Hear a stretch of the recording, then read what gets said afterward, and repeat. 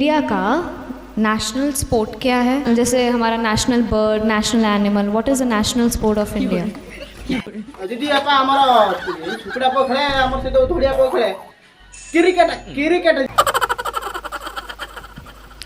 उसका world cup हमारे भुवनेश्वर में हुआ था। तो गेले की कोना नो ओ भुवनेश्वर में हुआ था ना तो घोई जाकू नहीं कि वो घुमाया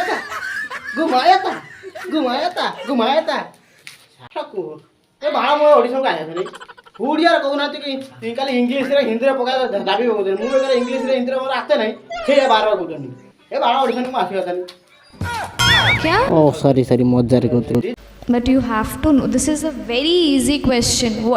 क्या पढ़ रही हो आप?